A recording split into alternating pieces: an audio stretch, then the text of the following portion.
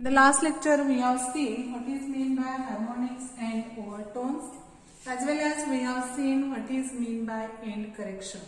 So harmonics and overtones म्हणजे काय तर हार्मोनिक्स मध्ये आपण fundamental frequency with all its integral multiples consider करतो आणि in case of overtones we have considered frequency after the fundamental frequency or which is higher to the fundamental frequency, it is first overtone, next higher frequency is second overtone, and so on.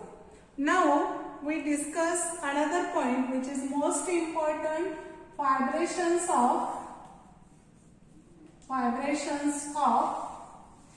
air column in a pipe closed at one end. जर एखादी pipe एका एंडला close असेल तर त्याच्यामधले जे vibrations आहेत ते आपल्याला कन्सिडर करायचे आहेत. म्हणजे त्याच्यामध्ये कोणते हार्मोनिक्स प्रेझेंट असतात, कोणते ओव्हरटोन्स प्रेझेंट असतात हे आपल्याला याच्यामध्ये स्टडी करायचे. तर आपल्याला माहिती आहे बाउंड्री कंडिशन सांगितलेली होती मी, जर क्लोज एंड असेल किंवा रिजिड बाउंड्री असेल तर त्या ठिकाणी नोड फॉर्म होतो आणि जर फ्री एंड असेल किंवा रेअरर मीडियम असेल तर त्या ठिकाणी अँटी नोड प्रोड्यूस होणार. म्हणजे ज्यावेळी आपण अशी पाईप कन्सिडर केली जी एका एंडला क्लोज आहे,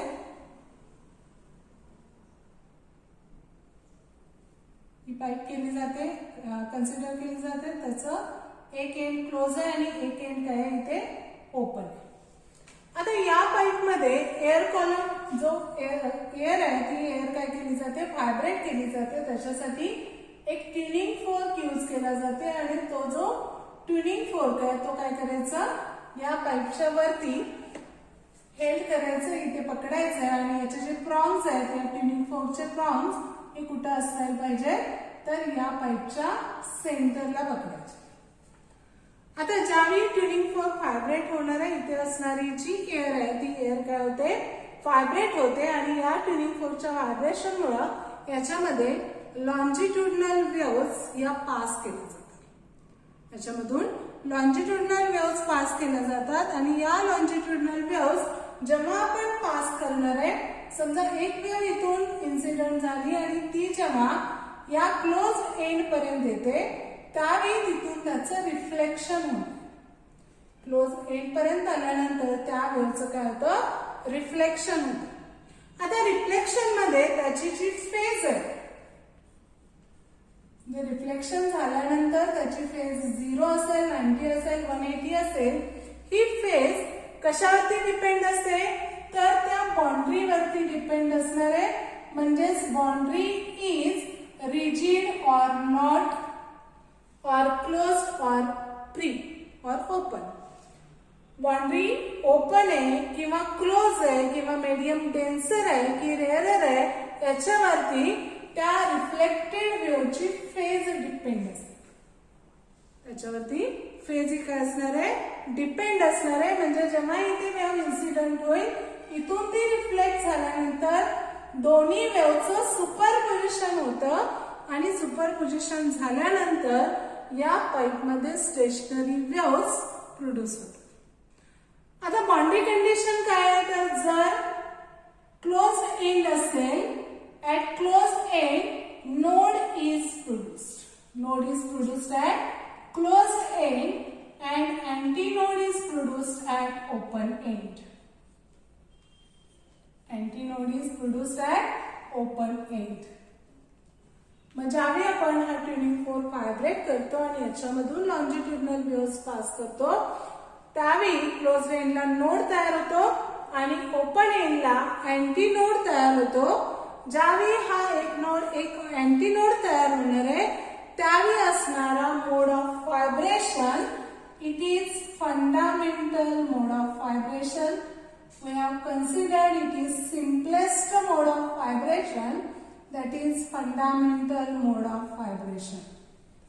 याला आपण काय म्हणतो फंडामेंटल मोड कन्सिडर करतो। मग आपल्याला हा जो फंडामेंटल मोड मध्ये फंडामेंटल फ्रिक्वेन्सी डिटरमाइन करता येते, तर ती काढण्यासाठी आपण इथे ही क्लोज पाईप कन्सिडर केली, ट्युनिंग फोर्क याच्यावरती हेल्ड केला आणि इथे वेव्ह प्रोड्यूस होणार आहे।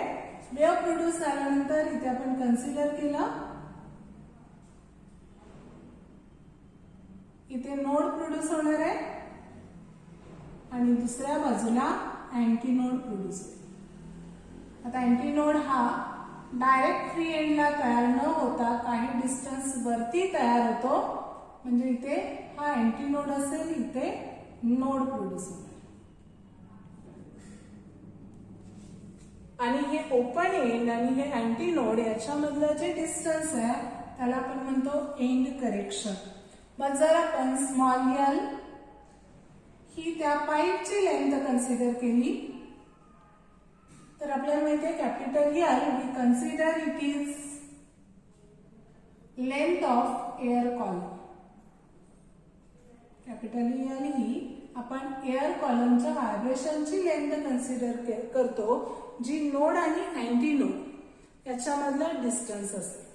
आता इथे नोड आहे आणि इथे अँटी नोड आहे, मग आपल्याला माहिती आहे नोड आणि अँटी नोड याच्यामधलं जे डिस्टन्स आहे ते डिस्टन्स काय असतं इक्वल टू λ/4। आपण प्रॉपर्टीज बघितलेल्या आहेत किंवा स्टेशनरी वेव्हज अगोदर बघत असताना फॉर्मेशन ऑफ स्टेशनरी वेव्हज मध्ये हे डिस्टन्स आपण काढलेलं होतं, दोन नोड मधलं अँटी नोड मधलं किंवा नोड आणि अँटी नोड मधलं जे डिस्टन्स आहे हे इथं काय असेल λ/4 असेल। म्हणजेच या एअर कॉलमची लेंथ काय असेल एल इज इक्वल टू λ/4। जर आपण इथं स्मॉल एल ही या पाईपची लेंथ घेतली तर आपण काय घेऊ शकतो capital L is equal to L plus E, हे पण आपण बघितलेलं होतं। हा फॉर्म्युला कशासाठी वापरायचा, जर एक क्लोज एंड असेल तर capital L is equal to काय असेल length of pipe plus end correction, आणि एंड करेक्शन कसं काढतो आपण इज इक्वल टू 0.3d। हा डी म्हणजे काय असेल इनर डायमीटर ऑफ ट्यूब असेल। आता हा जो फंडामेंटल मोड आहे, आता इथे जर आपण बघितलं तर फंडामेंटल मोड मध्ये या एल ची व्हॅल्यू आपल्याला मिळालेली आहे, ती एल ची व्हॅल्यू आहे λ/4। मग जर आपण पी इथे आपण कन्सिडर करूया एल इज इक्वल टू λ/4 और λ is equal to 4L. In fundamental mode of vibration, L is equal to λ/4 and λ is equal to 4L. Now we consider V is velocity of sounding air. Velocity of sounding air. We consider small n is frequency and λ is wavelength. यानी frequency आणि lambda जर wavelength आपण consider केलं तर V N आणि lambda याच्यामध्ये relation काय असेल तर V is equal to N lambda, V is equal to N lambda हे रिलेशन आपल्याला माहिती आहे। Velocity is equal to frequency into wavelength. मग आता लॅम्बडाची व्हॅल्यू आपल्याला माहिती आहे ती काय 4L आहे, मग याच्यामध्ये सबस्टिट्यूट केली तर व्ही इज इक्वल टू आपल्याला मिळेल 4NL। हा फॉर्म्युला पण लक्षात ठेवायचा आहे। जर pipe closed at one end असेल then velocity of sound in air can be calculated by using this formula V is equal to 4NL. Now we have to calculate this n, that's why we can write n is equal to V upon 4L. N is equal to V upon 4L and this n is nothing but fundamental frequency, and we know this fundamental frequency is the first harmonic. Fundamental frequency, it is first harmonic. म्हणजे इथं पहिला harmonic तयार होतं. This is first harmonic, that is n is equal to V by 4L, and this is known as fundamental frequency for fundamental mode of vibration for a pipe closed at one end. एका एंडला close असणाऱ्या पाईपची जी fundamental frequency आहे ती मिळेल n is equal to v by 4l और velocity of sound in air is v is equal to 4n. आता हा fundamental mode आपण कन्सिडर केला. Now we consider second mode of vibration. Second mode of vibration. आता second mode of vibration मध्ये परत आपण ही जी pipe आहे ती पाईप आपण सेमच ठेवणार आहे. त्याची लेंथ आपण स्मॉल एलच कन्सिडर करतोय. याच्यावरती परत आपण ट्युनिंग फोर्क व्हायब्रेट करणार आहे आणि तो याच्या सेंटर वरती हेल्ड केला. Small L it is length of this pipe.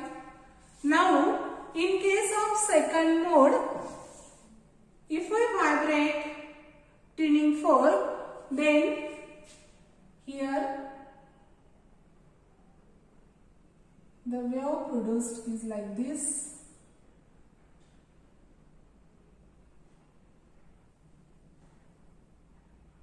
इथे ही वेव तयार होते. याच्यामध्ये दोन नोड्स असतील. दोन नोड्स, इथे एक अँटी नोड असेल आणि इथे एक अँटी नोड प्रोड्यूस होईल.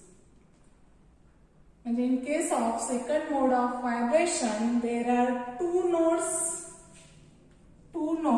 And two anti nodes. दोन नोड्स आणि दोन अँटी नोड्स प्रोड्यूस होतात. आता हा जो एअर कॉलम आहे त्याची जी लेंथ आहे ती लेंथ आपण या अँटी नोड आणि ही क्लोज रेंज याच्यामधलं डिस्टन्स घेणार आहे. मग आता ही लेंथ काय असेल बघा. हा नोड दोघांच्या मधलं डिस्टन्स आपण काय घेतो, लॅम्बडा बाय 2 घेतो. Distance between two nodes is lambda by 2. आता या नोड आणि या अँटी नोड याच्यामधला डिस्टन्स काय असेल, लॅम्बडा बाय 4 असेल. म्हणजे लॅम्बडा बाय 2 प्लस काय आलं, लॅम्बडा बाय 4 आलं. मग हे जर ऍडिशन केली तर इथं आपल्याला मिळेल 3 लॅम्बडा बाय 4. म्हणजे हा नोड आणि हा अँटी नोड याच्यामधलं जे टोटल डिस्टन्स आहे म्हणजे लेंथ ऑफ एअर कॉलम तो काय असेल, L is equal to 3 lambda by 4. In case of second mode of vibration, there are two nodes and two antinodes. That's why length of air column L is equal to 3 lambda by 4. Here we can write here L is equal to 3 lambda by 4. That's why lambda is equal to 4L by 3. Lambda is equal to काय असेल, 4L by 3 असेल. आता इथे आपण second मोड मध्ये ही जी wavelength आहे ती आपण लॅम्बडा 1 कन्सिडर करूया. वेवलेंथ इथे लॅम्बडा 1 कन्सिडर केली. आता इथे ज्या फ्रिक्वेन्सीज आहेत we consider n1 is the frequency of second mode of vibration. Here lambda 2 is the wavelength. तो फ्रिक्वेन्सी आणि वेवलेंथ आपण चेंज करतोय. त्यामुळे n1 lambda 1 is the wavelength. Then velocity of sound in air ही सेमच राहणार आहे. त्यामुळे v is equal to nl याच्याऐवजी आपण इथं घेणार आहे v is equal to n1 lambda 1. आता अगोदरचा जो फॉर्म्युला आहे तो मी इथं लिहून ठेवते. n is equal to v by 4l. म्हणजे जी फंडामेंटल फ्रिक्वेन्सी आहे ती काय असेल, n is equal to v by 4l. आता v is equal to n1 lambda 1 याच्यामध्ये लॅम्बडा 1 ची व्हॅल्यू आपण सबस्टिट्यूट केली 4l बाय 3. म्हणजे इथे येईल v is equal to n1 4l by 3. और we can write n1 is equal to 3v upon 4l. इथे n1 इज इक्वल टू लिहायचं, हे 3 आणि 4l इकडे गेल्या तर n1 इज इक्वल टू मिळेल 3v अपॉन 4l. आता v अपॉन 4l आपल्याला माहिती आहे इट इज फंडामेंटल फ्रिक्वेन्सी यार. That's why we can write here n1 is equal to 3n. n1 is equal to काय येणार 3n येईल. आता फंडामेंटल फ्रिक्वेन्सीचा जो मल्टीप्लायर आहे तो काय आहे 3 आहे. आता 3 जर मल्टीप्लायर असेल तर हे हार्मोनिक कोणतं असणार आहे? It is third harmonic. कारण आपल्याला माहिती आहे इंटिग्रल मल्टिपल जो फंडामेंटल फ्रिक्वेन्सीचा असेल ते हार्मोनिक असणार आहे. त्यामुळे n ला 3 ने मल्टिप्लाय त्यामुळे इथं थर्ड हार्मोनिक असेल. आता हा फर्स्ट ओव्हरटोन असणार आहे. फर्स्ट ओव्हरटोन असेल कारण फंडामेंटल फ्रिक्वेन्सी नंतरची हायर फ्रिक्वेन्सी ही काय आहे? n1 is equal to 3n. That's why this is first overtone. Means it represent third harmonic and first overtone in second mode of vibration. काय केलं आपण? सेकंड मोड मध्ये दोन नोड दोन एंटी नोड तयार होतात. That's the length of air column from this figure we have written here. L is equal to 3 lambda 1 by 4. We have considered n1 is the frequency of second mode of vibration. Lambda 1 is the wavelength. Then we can write here V is equal to n1 lambda 1 or V is equal to n1 4L by 3 or n1 is equal to 3V by 4L or n1 is equal to 3L, which is third harmonic and first overtone. Now we consider third mode of vibration. We consider next mode, that is third mode of vibration. आता परत third मोड मध्ये ती pipe आपण सेमच ठेवलेली आहे. फक्त काय करायची परत एकदा फ्रिक्वेन्सी आणि वेव्हलेंथ त्याची चेंज.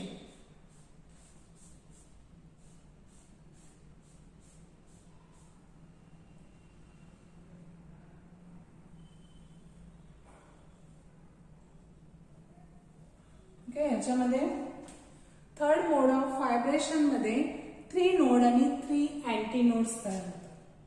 3 नोड्स आणि 3 अँटी नोड्स प्रोड्यूस होणार आहेत.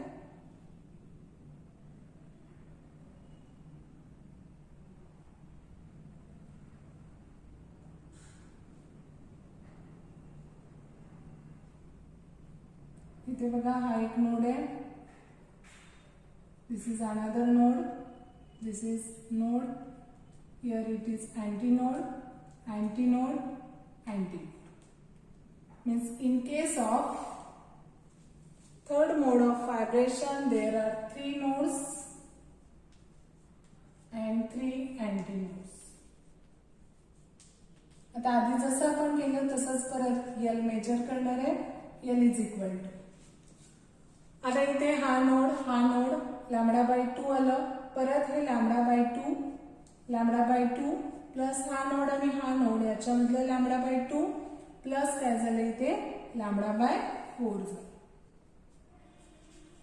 मग हे जर ऍड केलं तर आपल्याला मिळेल 5 लॅम्बडा बाय 4. और we can write for third mode of vibration it is 5 lambda 2 by 4. म्हणजे इथे 5 लॅम्बडा 2 बाय 4 मिळालं. म्हणजेच L ची व्हॅल्यू इथं असेल 5 lambda 2 by 4. Now again we consider n2 and lambda 2. These are frequency and wavelength. Then phi is equal to n2 lambda 2. We can say equal to n2 lambda 2 असेल is equal to n2. तर lambda 2 ची value याच्यावरून आपण determine करू शकतो. lambda 2 is equal to इथे multiply केलं 4L divided by 5. Lambda 2 येणार 4L बाय 5. मग इथे n2 4L बाय 5 येणार. तर n2 ची व्हॅल्यू पाहिजे त्यामुळे n2 इज इक्वल टू काय येणार 5 इकडे जाईल 5 divided by 4L into fee. म्हणजे n2 इज इक्वल टू मिळेल 5 phi by 4L. Now again we know phi by 4L is the n, that is fundamental frequency. That's why n2 is equal to 5n. आता या fundamental फ्रिक्वेन्सीला 5 ने multiply केलेलं आहे. म्हणजे याचा integral multiple 5 असल्यामुळे दिस is fifth harmonic. हे काय असेल फिफ्थ हार्मोनिक असेल आणि याच्यानंतरची नेक्स्ट हायर फ्रिक्वेन्सी 5n आहे. That's why we consider it is second overtone. It is fifth harmonic and second overtone. हा पाचवा हार्मोनिक आणि सेकंड ओव्हरटोन असेल. आता काही वेळेला तुम्हाला क्वेश्चन विचारला जाईल, show that odd harmonics are present in vibration of air column in a pipe closed at 1/8. याच्यामध्ये फक्त ऑड हार्मोनिक्स असतात हे आपल्याला प्रूव्ह करायचं असेल तर काही वेळेला तुम्ही एक्झाम मध्ये काय करता, हे सगळं लिहिता आणि खाली सेंटेन्स लिहायचं विसरता. त्यामुळे तुमचा तिथे अर्धा मार्क कट होण्याची शक्यता असते. त्यामुळे जरी हे तुम्ही डिराइव्ह केलं, कंपल्सरी हे जे डेरिव्हेशन आहे ते सगळ्यांनी करायचंच आहे. इथे हे सगळं डिराइव्ह केल्यानंतर खाली याच्यामधले जे हार्मोनिक्स आहेत, from this the harmonics in the vibration of air column are first, third and fifth harmonic. That's why only odd harmonics are present in vibration of air column in a pipe closed at 1/8. याच्यामध्ये फक्त odd harmonics असतात. याच्यामध्ये even harmonics हे absent असतात. याच्यामध्ये second, fourth harmonic present नसतं. That's why only odd harmonics are present in case of vibration of air column in a pipe closed at 1/8. आता जर इथे फक्त ऑड हार्मोनिक्स असतील तर इथं आपण बघितलं n1 इज इक्वल टू काय 3n आहे, इथे n2 is equal to 5n आहे. आता इथे आपण घेताना काय घेतला, second mode of vibration consider केलं. सेकंड मोड ऑफ व्हायब्रेशन मध्ये इथे n1 is equal to 3n, तिथे काय n is equal to v/4l. तो फर्स्ट मोड ऑफ व्हायब्रेशन. मग जर आपण इथे n1 is equal to 3n घेतलं तर हा फर्स्ट ओव्हरटोन आहे. इथे n ला सफिक्स काय बघा 1 आहे, म्हणजे हा फर्स्ट ओव्हरटोन आहे.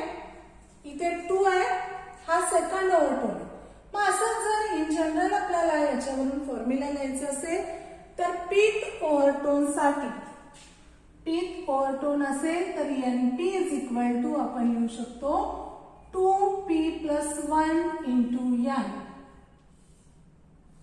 2p+1 into n. आता बघा जर p ची व्हॅल्यू आपण 1 सबस्टिट्यूट केली तर इथे काय येणार आहे, n1 is equal to 2 into 1, 2 + 1 3n, म्हणजेच इथे मिळेल n1 is equal to 3n.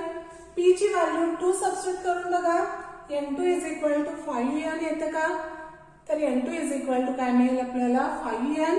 म्हणजे जर पीक ओव्हरटोन कन्सिडर करत असू फॉर पीक ओव्हरटोन, न्यूमरिकल साठी सुद्धा तुम्हाला हा फॉर्म्युला इम्पॉर्टंट आहे. For pth overtone NP is equal to 2p+1 into n. मग आता हार्मोनिक कोणतं असेल पीक ओव्हरटोन मध्ये, तर हा फर्स्ट ओव्हरटोन असेल तर हे थर्ड हार्मोनिक आहे. म्हणजे n ला कितीने मल्टिप्लाय केलेलं इथं 2p+1 ने. That's why we can write 2p+1 harmonic. म्हणजे पीक ओव्हरटोन साठी 2p+1 हार्मोनिक असेल. म्हणजेच NP is equal to 2p+1 into n. This formula can be used for frequency of pith overtone, and we have shown only odd harmonics are present as overtones in case of vibrations of air columns. म्हणजे इथे ओव्हरटोन्स म्हणून फक्त odd harmonics present असतात. 3n असेल तर तो first ओव्हरटोन, 5n असेल तर तो सेकंड ओव्हरटोन असेल.